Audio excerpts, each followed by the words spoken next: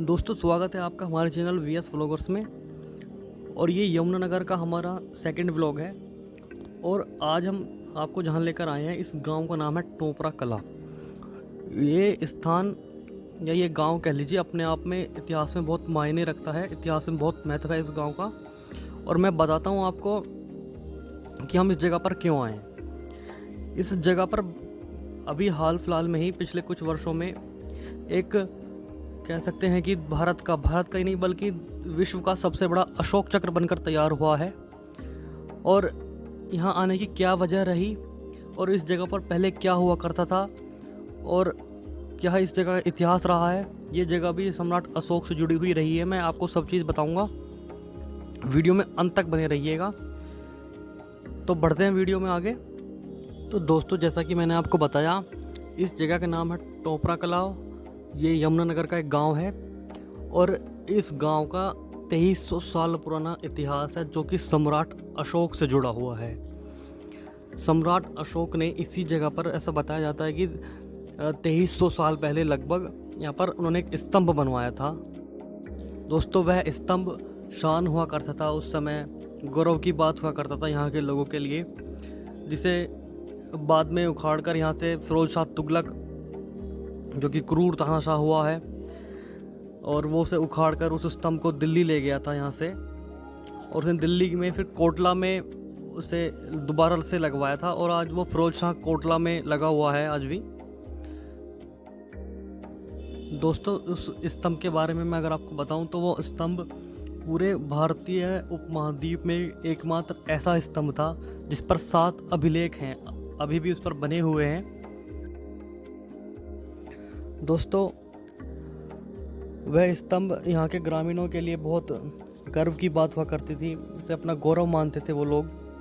तो गांव के इसी गौरव को दोबारा स्थापित करने के लिए लगभग 2 साल पहले एक बुद्धिस्ट फोरम है, उनके संस्थापक हुए हैं डॉक्टर सत्यदीप नीलगोरी जी। उन्होंने प्रयास किया और उनकी काफ़ी कोशिशों के बाद यहाँ पर अशोक चक्र, जिसे हम धर्म चक्र भी कहते हैं, वो यहाँ पर स्थापित किया गया। और गांव के लोगों के लिए काफ़ी खुशी की बात है और कि यहाँ पर दोबारा एक ऐसी चीज़ स्थापित हुई जो सम्राट अशोक से जुड़ी हुई है, क्योंकि अशोक चक्र हमारे भारतीय ध्वज की भी शोभा बढ़ाता है, हमारे झंडे के बीच में देखने को मिलता है। अब मैं आपको उसके थोड़े पास लेके चलता हूँ, फिर दिखाता हूँ कि कैसा ये स्ट्रक्चर है और कितना ऊंचा है लगभग ये। तो इसके बारे में मैं आपको बताऊं, ये लगभग 30 फीट का है। ये 30 फीट इसकी ऊंचाई है। ये देखिए आप, यहाँ से 30 फीट की इसकी ऊंचाई है। और इसे कहा भी जाता है कि ये भारत का सबसे बड़ा अशोक चक्र है। मैं आपको चारों तरफ से घूम के दिखाता हूँ इसके बारे में। और बिल्कुल इसके बीच में 24 तीलियाँ लगी हुई हैं, जैसा कि धर्म चक्र में होता है या अशोक चक्र के नाम से इसे हम जानते हैं।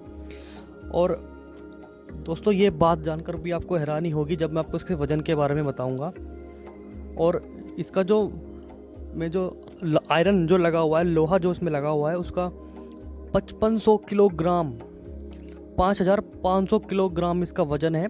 और टोटल इसका जो वेट बनता है इस पूरे चक्र का, अशोक चक्र का, तो वो 8000 किलोग्राम के आसपास बताया जाता है। इतना भारी भरकम ये लगभग क्रेन की मदद से यहाँ पर स्थापित करा गया है।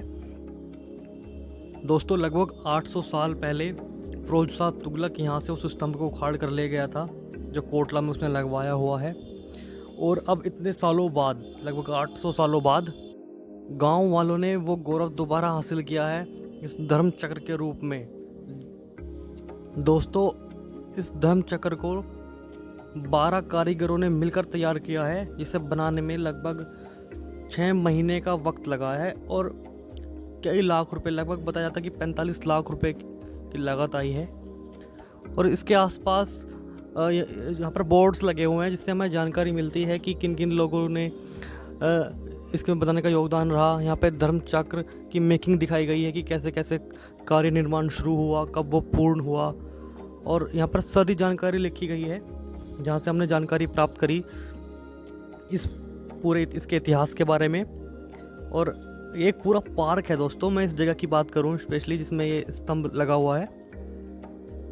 दोस्तों इस पार्क को एडिक्ट पार्क के नाम से जाना जाता है, जहाँ पर ये हमारा धर्म चक्र लगा हुआ है। यहाँ इधर देखिए, अच्छी बात है कि इंग्लिश में भी और हिंदी में भी दोनों भाषाओं में इन्होंने यहाँ पर इसका इतिहास लिखा हुआ है।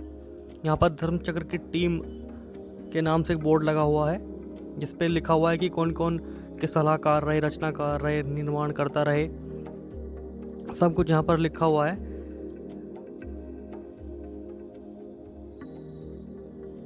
और मैं आपको देखिए एक बोर्ड और दिखाता हूँ जहाँ पर इसके इतिहास के बारे में लिखा हुआ है दोस्तों, जहाँ से हमें काफ़ी चीज़ें पता चली इसके इतिहास के बारे में। ये देखिए, आप भी वीडियो पॉज करके इसको एक बार अच्छे से पढ़ सकते हैं। दोस्तों मैंने अभी आपको बताया था कि ये जो धर्मचक्र की यहाँ पर स्थापना है, उसकी बनाने की जो शुरुआत की थी वो डॉक्टर सत्यदीप नील ने करी थी। उनके बारे में आपको थोड़ा सा बता दूं कि वो ऑस्ट्रेलिया में रहते हैं और वो एक डेंटिस्ट हैं जिन्होंने यहाँ पर ये स्थापना करने में जिनका बहुत महत्वपूर्ण योगदान रहा, जिन्होंने शुरुआत की थी कि यहाँ पर एक स्तंभ होना चाहिए या अशोक चक्र होना चाहिए। दोस्तों इसी के साथ हमें इसमें एक इंजीनियर हुए हैं अनिल कुमार, उनका भी नाम उभर कर आता है, जिन्होंने इसके बनाने में काफ़ी योगदान रहा उनका भी, और उनके कई प्रयोग के बाद ये यहाँ पर स्थापित हुआ। अब मैं आपको पार्क के आसपास की चीज़ दिखा देता हूँ कि इस पार्क में आखिरकार और है क्या चीज़, और बीच बीच में मैं आपको अशोक चक्र से जुड़ी हुई कुछ और बातें भी बताता चलूँगा। तो आगे बढ़ते हैं। तो इसमें सबसे अच्छी बात यह है कि बहुत बड़ा पार्क है। तो यहाँ पर रेस्ट करने के लिए यहाँ पर इस तरह के एक चैम्बर्स बनवाए गए हैं, हर कोने पे चारों तरफ बनवाए गए हैं। इस पार्क में दूर दूर तक हैं इस तरह के। और यहाँ पर देखिए एक्सरसाइज वगैरह करने के लिए एक ओपन जिम की सुविधा भी है। यहाँ पर आप हल्की फुल्की एक्सरसाइज भी कर सकते हैं। मैं आपको पास से दिखाता हूँ ये सभी चीज़ें।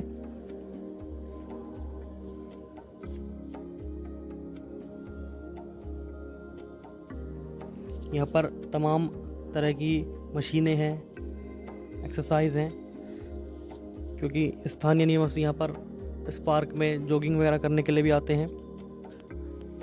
तो एक स्वास्थ्य की दृष्टि से भी यहाँ पर काफ़ी ध्यान रखा गया है। और इस जगह को अभी और भी कई तब्दीलियाँ इस जगह में करनी है, कई चीज़ें यहाँ पर और भी लगेंगी। अभी अशोक चक्र के सामने अभी आपने देखा होगा कि एक स्तंभ और लगाया गया है बाद में, उसके ऊपर भी शायद अभी कुछ और बनना है। उसका कुछ हिस्सा इस पार्क के आगे वाले हिस्से में रखा हुआ है, वो भी दिखाता हूँ आपको। वो उस पिलर पे लगना है अभी। तो दोस्तों उस स्तंभ के बारे में मैं आपको थोड़ा सा और डिटेल में बताऊं तो कुछ इस तरह से है कि सम्राट अशोक ने 2300 साल पहले गुजरात की गिरनार की पहाड़ियों में उस स्तंभ को बनवाकर फिर यहाँ पर टोपला कला में स्थापित किया था। और ऐसा बताया जाता है कि उस स्तंभ की जो लंबाई थी अशोक चक्र से भी बड़ी है, जो अभी यहाँ पर लगाया हुआ है, लगभग 42 फीट, और उसकी चौड़ाई लगभग 2.5 फीट की थी। और उस कहते हैं कि स्तंभ पर प्राचीन ब्रह्मलिपि और प्राकृत भाषा में लिखी गई सम्राट अशोक की 7 राजाज्ञाएं खुदी हुई हैं। और ये देश का एकमात्र ऐसा स्तंभ है जिस पर 7 राजाज्ञाएं खुदी हुई हैं। और फिर मैंने आपको बताया कि 1453 में फिरोज शाह तुगलक जब शिकार पे यहाँ आया था तो उसकी नज़र इस स्तंभ पर पड़ी और वो उसे अपने साथ दिल्ली ले गया कोटला में, और यमुना नदी के रास्ते वो उसे लेकर गया था। 42 पहियों की गाड़ी उसने स्पेशल से तैयार करवाई थी जिसे 8000 लोगों ने खींचा था। तो दोस्तों ये था इस जगह का इतिहास। और मैं आपको बताता चलूँ, देखिए यहाँ पर रूम्स भी बनाए गए हैं। अगर आप घूमने आते हैं, अगर आपको यहाँ पर रुकना है एक दिन के लिए, तो आप यहाँ रुक भी सकते हैं। और सामने आप जो देख रहे हो ये उस पिलर जो मैंने बताया था अशोक चक्र के सामने जो पिलर्स अभी लगा हुआ है, ये दोनों चीज़ें ये भी लगभग एक चक्र जैसी ही लग रही हैं, लेकिन अभी इनको किस तरह से उस पर रखा जाएगा इसे ये कहना मुश्किल है। अभी जैसा मैंने आपको पहले ही बताया, इस पार्क में अभी निर्माण कार्य चल ही रहा है। और कई चीज़ें इसमें अभी होनी बाकी हैं। ये दोनों चीज़ें भी काफ़ी बड़ी लग रही हैं साइज़ में, लगभग अशोक चक्र के समान ही हैं। तो ये भी वहाँ पर लगनी है, आप यहाँ पर ज़रूर आएँ और इस गौरवशाली अशोक चक्र या धर्म चक्र को ज़रूर देखें यमुनानगर में। मैं आपको एक बार ये जगह दिखा देता हूँ अच्छे से घुमा के। तो यहाँ पर पास ही में एक सम्राट अशोक के नाम से सामाजिक केंद्र भी है, तो ये भी दिखा देता हूँ मैं आपको। वैसे ये इसके साथ में ही है, ये इसकी पहचान है। अगर आपको यहाँ पे अगर आने में प्रॉब्लम ना हो तो आप पूछ सकते हैं कि सम्राट अशोक के नाम से सामाजिक केंद्र कहाँ पर है। ये भी इस जगह की एक पहचान है। तो दोस्तों आज की वीडियो में बस इतना ही। जल्द ही मिलेंगे यमुनानगर के दूसरे व्लॉग में, और हमें कमेंट करके बताइए कि आपको वीडियो कैसी लगी, और वीडियो को ज़्यादा से ज़्यादा शेयर कीजिए। और अगर आप हमारे चैनल पर नए हैं तो सब्सक्राइब कीजिए और हमें सपोर्ट कीजिए, ताकि हम आपके लिए अच्छी अच्छी वीडियो लाते रहें। जल्दी मिलेंगे अगली वीडियो में, तब के लिए गुड बाय।